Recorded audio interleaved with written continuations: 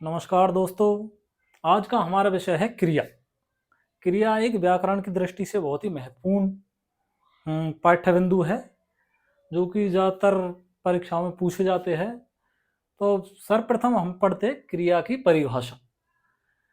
तो क्रिया का शाब्दिक अर्थ होता है करना, अर्थात जिस शब्द से किसी कार्य का करना या होना पाया जाता है उसे क्रिया कहते हैं। जैसे पढ़ना, दौड़ना, जाना, पीना आदि, ये सारी क्या है? क्रियाएं। इनसे ही वाक्य बनते हैं। फिर आता है धातु। धातु क्या होता है?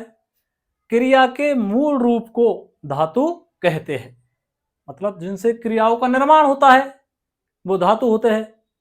दूसरी भाषा में हम इसे ऐसे भी कह सकते हैं, धातु क्रिया के मूल रूप को धातु कहते हैं, तथा धातु में ना प्रत्यय लगाकर क्रिया का निर्माण किया जाता है।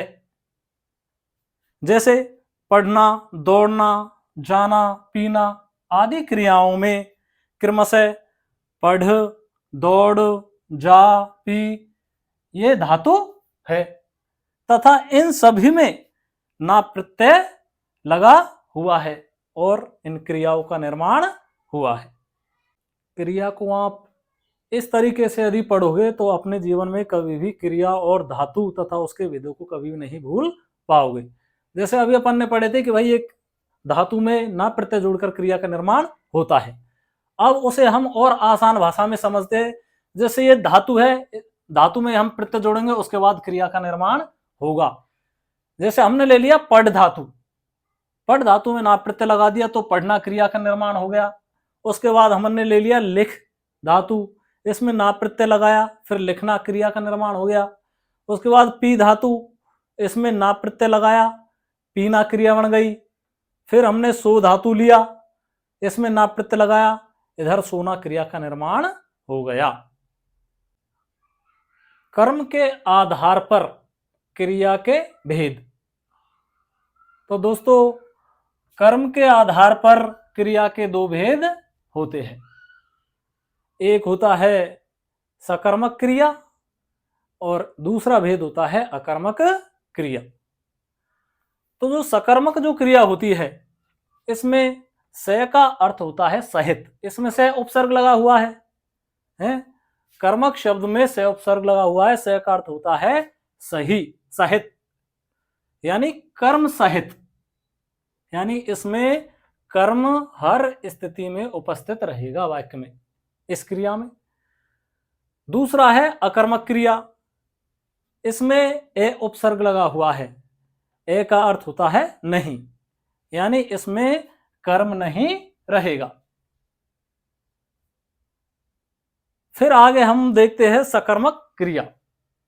सकर्मक क्रिया की परिभाषा है जिस क्रिया में कर्म पाया जाता है। जैसा कि ऊपर बताया गया कि सकर्मक क्रिया यानी कर्म सहित, इसमें कर्म मौजूद रहेगा हर स्थिति में। तो सकर्मक क्रिया की परिभाषा है जिस क्रिया में कर्म पाया जाता है तथा क्रिया के कार्य एवं व्यापार का फल कर्ता को छोड़कर कर्म पर पड़ता है, उसे सकर्मक क्रिया कहते हैं। मतलब इसमें क्रिया के कार्य एवं व्यापार का फल किस पे पड़ेगा? सीधे कर्म पर, कर्ता पर नहीं पड़ेगा। उदाहरण के तौर पर हम लेते हैं, जैसे सचिन क्रिकेट खेल रहा है। दूसरा उदाहरण यदि हम ले तो रीना आम खा रही है। और तीसरा उदाहरण है अध्यापक ने दीपक को उपहार दिया। तो पहला जो उदाहरण है कि भाई सचिन क्रिकेट खेल रहा है, तो पहली बात तो यह है कि हम ये पता कैसे लगाएंगे कि भाई इसमें कर्म है या नहीं। कर्म का पता लगाने के लिए हमें वाक्य में कर्म का पता लगाने के लिए क्रिया से पहले क्या एवं किसको शब्द लगाकर प्रश्न करने होंगे, तथा जो भी उत्तर आएगा वही उसमें कर्म होगा। जैसे ये अब उदाहरणों को देखते हैं हम।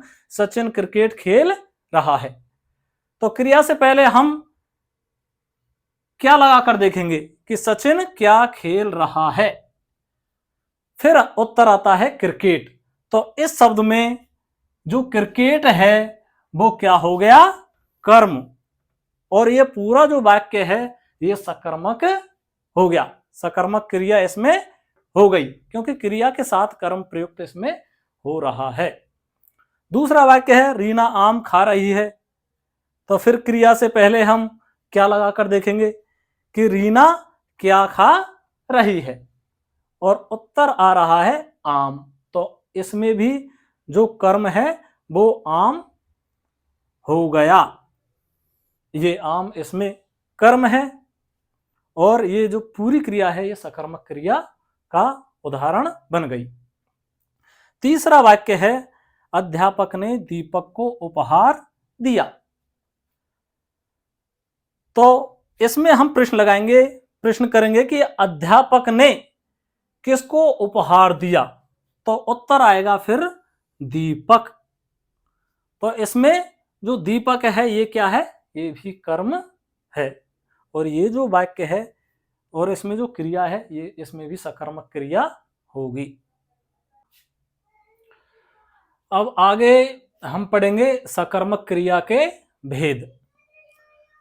तो सकर्मक क्रिया के भी दो भेद होते हैं, जिनमें पहला होता है एक कर्मक क्रिया तथा दूसरा होता है द्विकर्मक क्रिया। जैसा कि नाम से ही स्पष्ट हो रहा है कि एक कर्मक क्रिया में एक कर्म पाया जाता है, एक कर्मक क्रिया में एक कर्म पाया जाता है, जबकि द्विकर्मक क्रिया में दो कर्म पाए जाते हैं। जैसे कि हम उदाहरण के तौर पर समझते हैं कि मोहन पतंग उड़ा रहा है, ये हमने उदाहरण लिया, मोहन पतंग उड़ा रहा है। अब हम प्रश्न करते हैं क्रिया से पहले क्या लगाकर कि मोहन क्या उड़ा रहा है। तो उसमें उत्तर आता है फिर पतंग।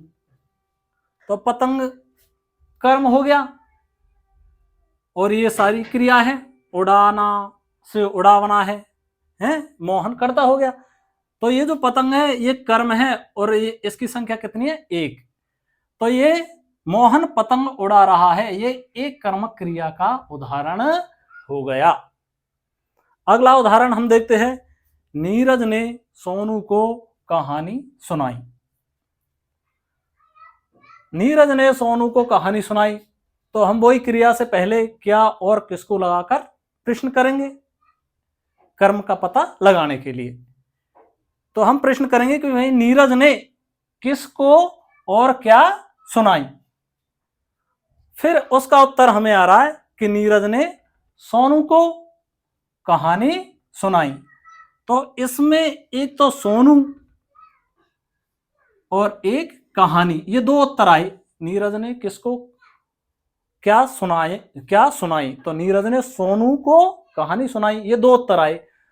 तो ये दो कर्म है इसके अंदर, एक तो सोनू है और एक कहानी है, और ये द्विकर्मक क्रिया का उदाहरण माना जाएगा।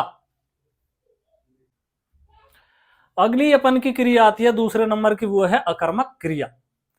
इस अकर्मक क्रिया में ए उपसर्ग लगा हुआ है, जिसका अर्थ होता है नहीं, और कर्मक का अर्थ कर्म, यानी जिस क्रिया में कर्म नहीं पाया जाता उसे वो अकर्मक क्रिया होती है उसमें। अब परिभाषा देखते हैं हम इसकी, जिसमें कर्म नहीं पाया जाता है, जिसमें कर्म नहीं पाया जाता है तथा क्रिया के कार्य एवं व्यापार का फल सीधे कर्ता पर पड़ता है, उसे अकर्मक क्रिया कहते हैं। तो इसमें दो विशेष बातें हैं। पहली तो यह है कि इसमें कर्म नहीं पाया जाता, और क्रिया के कार्य एवं व्यापार का फल सीधा किस पे पड़ेगा, कर्ता पर। उदाहरण के तौर पर हम देखते हैं, जैसे बच्चा रोता है, तो इसमें रोना क्रिया हो गई। तो रोने का काम कौन कर रहा है, बच्चा। रोने का काम कौन कर रहा है, बच्चा, तो रोना क्रिया होगी। तो रोने ये क्रिया होगी, तो क्रिया के कार्य एवं व्यापार का फल यहाँ पे बच्चा पे पड़ रहा है, और बच्चा कौन है यहाँ पे, कर्ता। भाई क्रिया को करने वाला ही तो कर्ता होता है, तो इसमें रोना क्रिया होगी। रोने का काम कौन कर रहा है? बच्चा। तो क्रिया को करने वाला कौन है? कर्ता। तो क्रिया के कार्य में व्यापार का फल यहाँ किस पे पड़ रहा है? बच्चा पर, यानी कर्ता पर। यही तो हमने लिखा है कि भाई इसमें क्रिया के कार्य एवं व्यापार का फल सीधे कर्ता पर पड़ता है।